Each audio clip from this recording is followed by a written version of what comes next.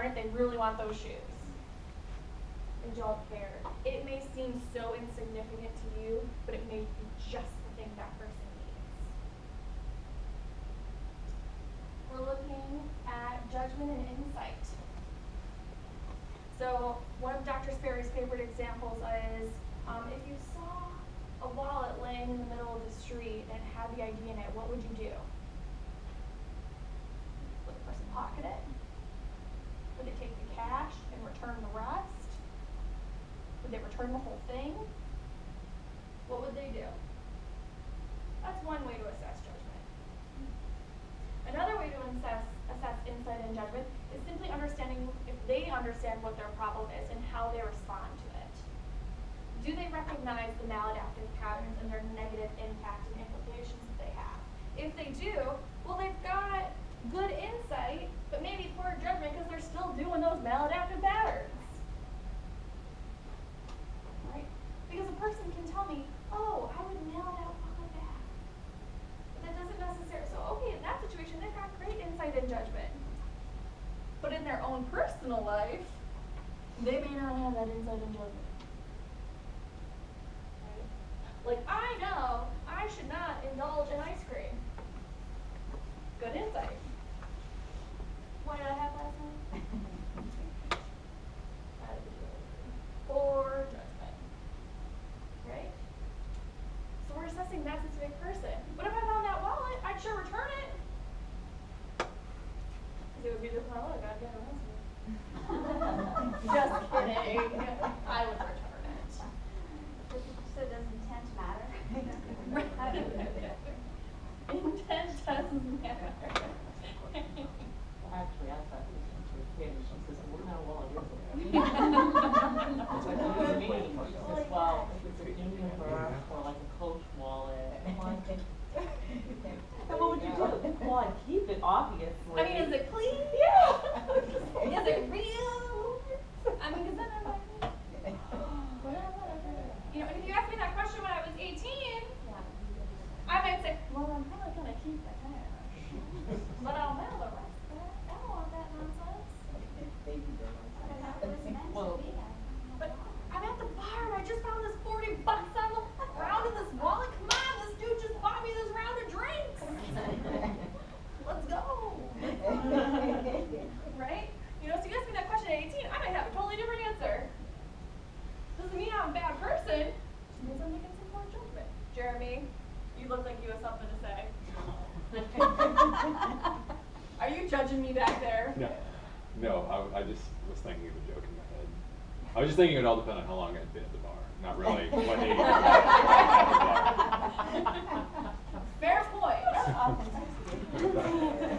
Fair, and what bar are we at? Because some bars, the drinks are far more expensive than others. Am I down at Blue Anchor, where I know I'm going to be nice and cheap? Or am I at some crazy, ridiculous place, like in Miami, where it's like $40 for a drink? That may impact my husband. Just kidding, guys.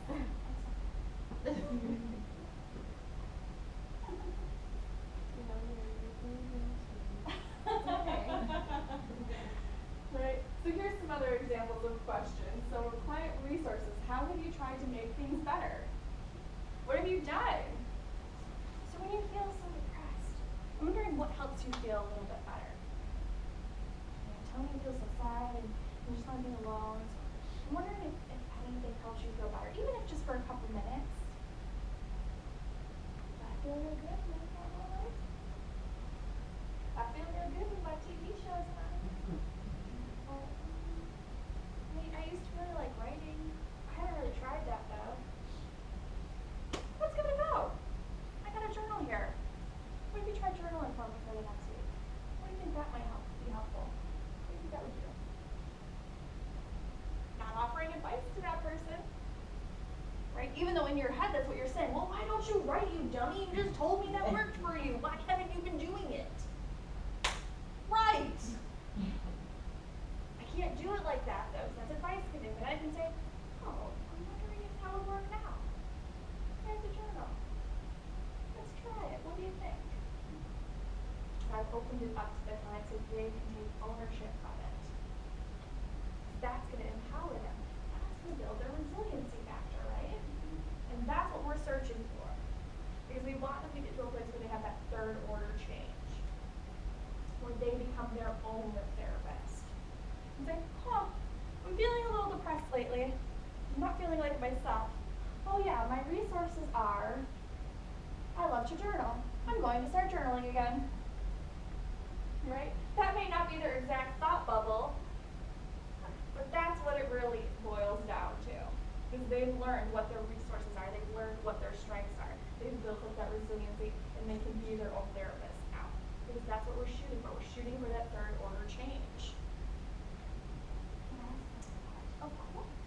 What about, so journal, and you're like, oh yeah, I love to journal. They come back in a week and they haven't journaled and they feel like really, I didn't journal or something, and then they turn it into something sticky, Yeah, well that's okay. I'm wondering though, what happened Yeah. that was maybe blocking you from journaling? Are those pieces or Yes. I'm not sure. Sorry. Or as my grandmother would say, God bless your little heart and soul. Like your grandma. She's adorable. Sounds like it. Adorable.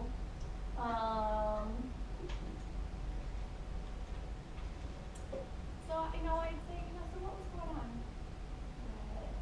That maybe journaling wasn't the right choice for you this week. That it was scary. I know sometimes when I'm trying to confront what's going on for me, that can be a little overwhelming and scary. Is that what it says for you? Okay. What was blocking them? It's okay if they don't complete their homework. I'm not going to yell at them. Because something stops them from feeling safe and comfortable to do it. Or, what's their stage of change? Maybe they're not ready. If people aren't ready, I can't hit them over the head and say, be ready for therapy, you dodo. It's not gonna work. You can feel better if you just do this. Why don't you listen to me? Kind of like my mother. Just listen to me. She has that finger wag. Gosh darn it, Ashley, June, why won't you either? Because I know. You don't have that spinning. That's what our clients are thinking. What's that, Jackie? He said every teenager everywhere. Unboss themselves. You just think you are. I still tell that to my father. I'm like, that's funny, Dad. You think you're the boss. Love him though. Wonderful man. He's gonna be going bonkers today. It's my sister's graduation party today. Oh, they're gonna have a grand old time. I'm okay with seeing that.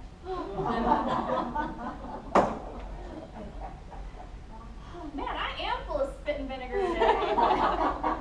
What was in this thing? Spit and vinegar? Interesting adaptation. You've never heard that saying before? I've heard something close to it. Different word. Oh, we say spit and vinegar in Buffalo. Oh, it's piss and vinegar everywhere else. Oh. My way is right and your way is wrong. Now we have one we can say in front of our parents. Yeah, I'll use that. I think that's probably why I was adapted. We can say. Potentially. Yeah, what if you have a client who is obviously in the action phase, but the action they want to take is not a healthy action? It is not an appropriate action, it's only gonna cause them more defeat. It's just gonna feed back into their cycle. So that's our job to really prompt that with the client and say, okay, so I hear that you really want to do this. And I'm wondering if we're really looking at this risk. And what the implications. Maybe, just to give an example, maybe we're working with someone who experienced childhood abuse. And it's impacting their current relationships with others and their ability to connect and trust others. So their action is they want to go confront the abuser and maybe make it a little physical. Not a healthy response. The confrontation itself can be in right circumstances. However, they may not get the response they are looking for when they confront that person, which can cause more harm. Right? So let's just say that that's the action they want to take. So now we all know that is not a healthy action. That's not going to help. It's going to feed the cycle. Right? You can't end abuse with more abuse. We're just perpetuating it. Hang on one second. I'm going to finish this thought. Otherwise, you know me. I go off on a train and crash. So I'm going to say to them, you know, I'm wondering what you're hoping to get out of this. Okay, so you want to feel the control again in your life. You want to feel like what you say matters and your voice matters. I can't help but wonder if there's a different way for you to accomplish that. Because I'm wondering if what will happen if you go and you do this, and then mom calls the cops on you because you laid a hand on her. Because I can't help but worry that that's going to make this worse off for you. And I'm also wondering what will happen if you go there and you confront mom and she tells you you're crazy and you've made this all up in your head and none of that really happened. Because I'm not sure you're going to get the response you're looking for. Because it sounds like to me you're looking for a "you're right, I'm sorry." And I don't know that that's what you're going to get. So I'm wondering, what if we started a different way? Do you think it might be helpful if maybe we started by pretending mom's sitting in that chair over there? Or I'll be mom. And let's go through an ideal situation of what the response would be. So I'm going to be you, and you be mom. Let's try that first. What do you think about that? Right? Because I'm giving them the option, but I'm also poking holes in their theory of the potential implications of what could happen from that negative action that they're about to take. Does that make sense? Mm-hmm. Natalie, what was your question? So I was just going to say, can you pose the question is like, what would you actually benefit from this? And what would be the consequences of it? And do the benefits outweigh the consequences of the situation? You can ask that, just be prepared that the person may come back, and that's why we really want to get into the what is it that you're looking for aspect, because by asking them what are the benefits and consequences, they may not recognize the potential consequences.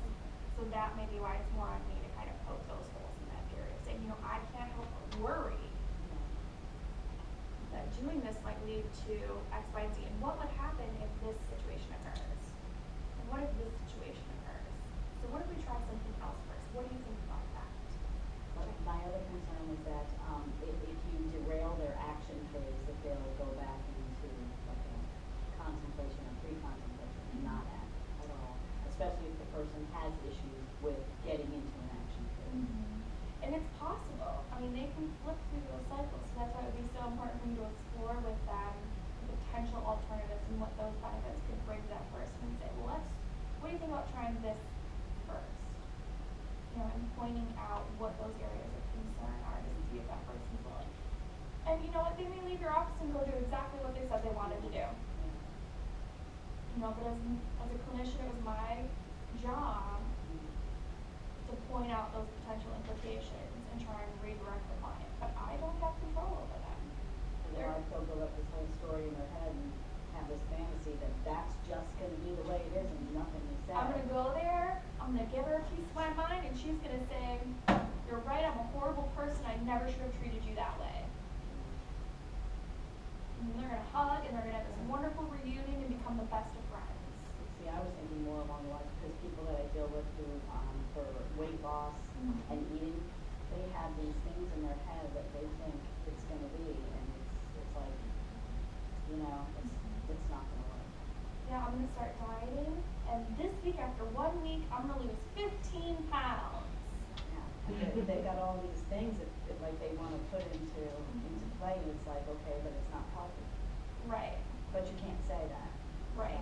And when we're working with anything with weight, we're generally going to be collaborating with a physician and a nutritionist to help us with the logical aspects of what is healthy for that person.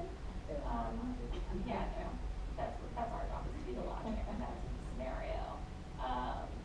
Because when we are dealing with weight, there's some very serious risks involved, whether it's a weight loss, weight gain, if we're dealing with an eating disorder, whether it be overeating, anorexia, bulimia, any of those, or simply just a person who is just trying to lose weight. They're not feeling real great about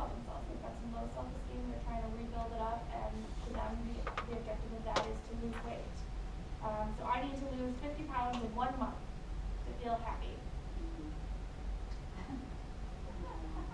First of all, not possible unless you do something Really radical. really radical and unhealthy, right? Because technically the health, and I'm gonna get on my tangent now, the healthy weight loss strategy is to lose, in the first week, you can technically lose up to 8 pounds.